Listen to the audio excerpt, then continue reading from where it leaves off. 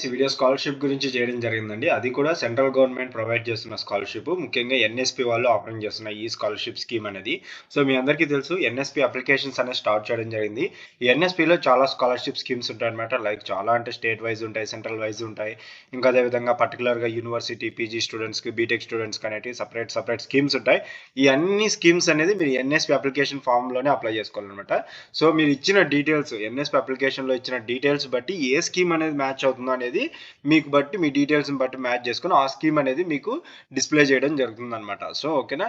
So, ఇక ఈ NSP application process ఎలా చేసుకోవాలని దాని గురించి డీటెయిల్ వీడియో ఒకటి చేశాము. ఆ వీడియో కూడా మీరు చూడొచ్చు. నాకు సిన్స్ లాస్ట్ 4 ఇయర్స్ నుంచి ఎక్స్‌పీరియన్స్ ఉందండి ఎన్ఎస్‌పీ ఎలా అప్లై చేసుకోవాలని. సో, లాస్ట్ ఇయర్ థర్డ్ ఇయర్‌లో కానీ, ఫోర్త్ ఇయర్ కానీ, ఫిఫ్త్ ఇయర్ అంటే లాస్ట్ 3 ఇయర్స్ నుంచి ఎన్ఎస్‌పీ స్కాలర్‌షిప్ అప్లై చేసుకుంటూ వస్తున్నాను. మీరు చూడొచ్చు అందులో కూడా.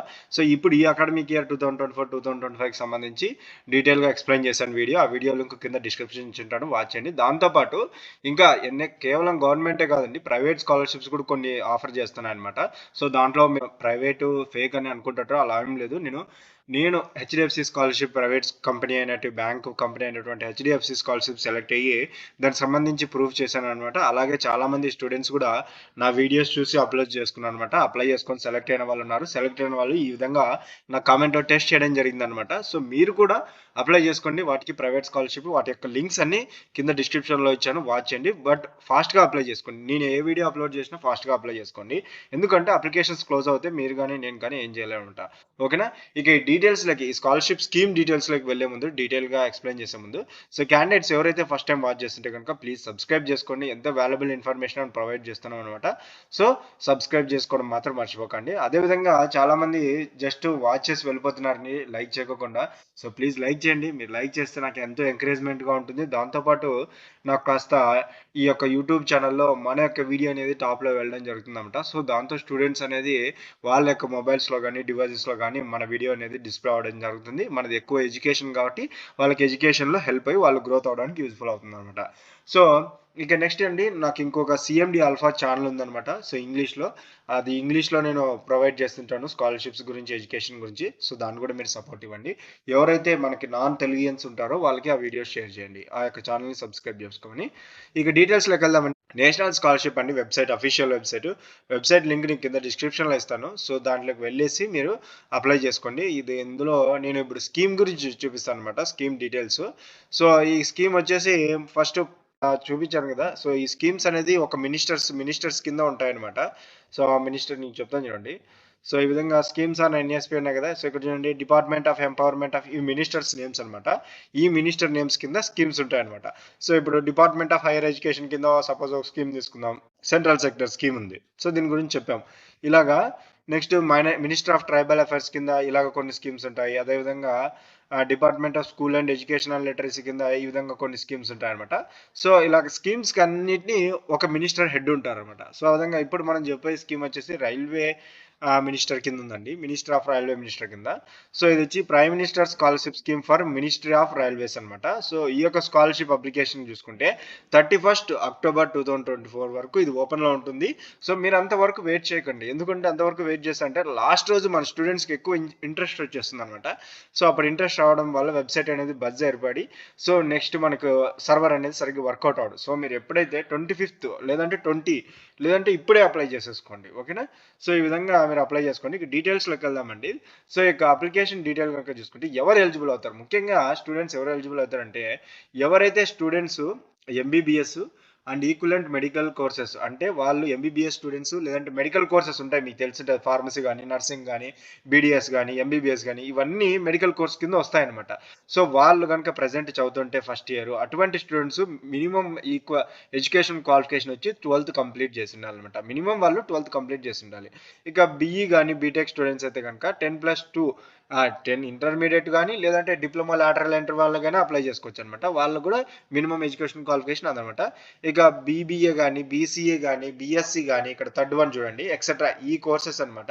వాళ్ళు కూడా 12th కంప్లీట్ చేసి ఉండాలన్నమాట. ఇక పోస్ట్ గ్రాడ్యుయేషన్ వాళ్ళకి సంబంధించి ఇక ఎంబీఏ కానీ, బీఈడి కానీ, ఎంసీఏ కానీ వీళ్ళు చేసి ఉండాలన్నమాట. అంటే పీజీ వీళ్ళు అట్లీస్ట్ అండర్ గ్రాడ్యుయేట్ అయినటువంటి బీటెక్ కానీ లేదంటే వాళ్ళ ఫీల్డ్ డిగ్రీ కానీ కంప్లీట్ చేసి వీళ్ళు ఈ పీజీ ఈ కోర్సెస్లో చేస్తున్న వాళ్ళు ఎలిజిబుల్ అనమాట.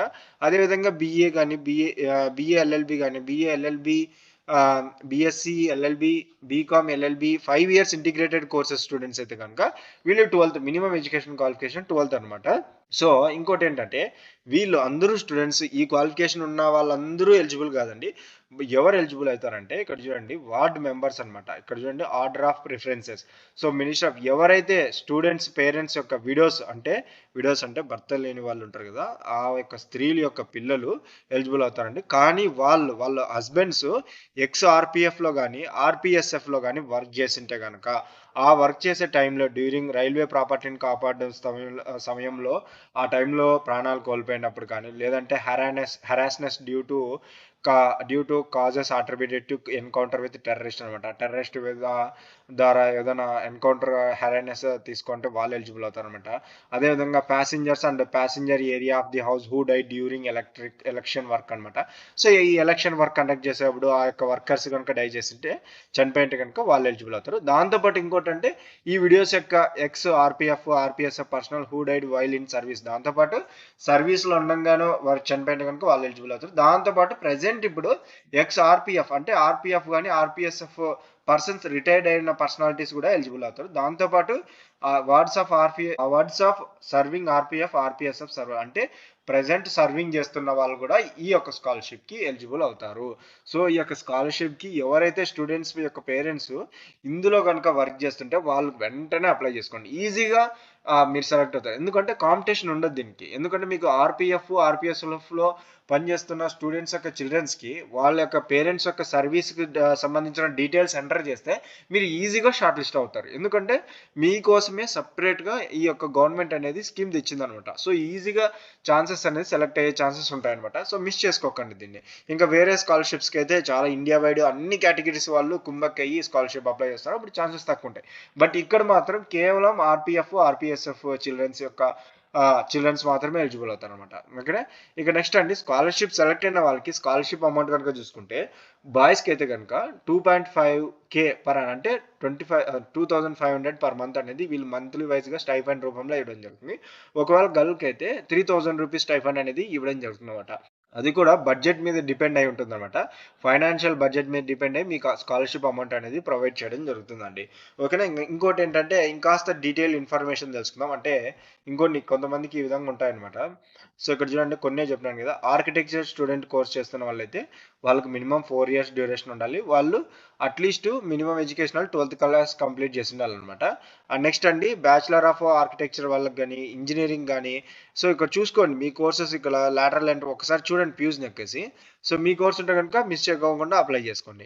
మేనేజ్మెంట్ వాళ్ళకి కూడా కొన్ని కోర్సెస్ ఇచ్చారు. అగ్రికల్చర్ అండ్ ఫిషరీ వాళ్ళకి కూడా ఇవ్వడం జరిగింది. అక్కడ చూడండి అగ్రికల్చర్ 4 ఇయర్స్ అయిన వాళ్ళు కానీ 3 ఇయర్స్ అయిన వాళ్ళు కానీ ఎలిజిబుల్ అవుతారండి. సో నెక్స్ట్ ఇంకా చూద్దాము. ఆ తర్వాత అవియేషన్స్ అంట. సో అదేవిధంగా అప్లైడ్ ఆర్ట్స్ అండ్ క్రాఫ్ట్స్కి సంబంధించిన కోర్సెస్ ఉన్నాయి. కంప్యూటర్ ఎలక్ట్రానిక్ స్టాటిస్టికల్కి సంబంధించి కోర్సెస్ ఉన్నాయి.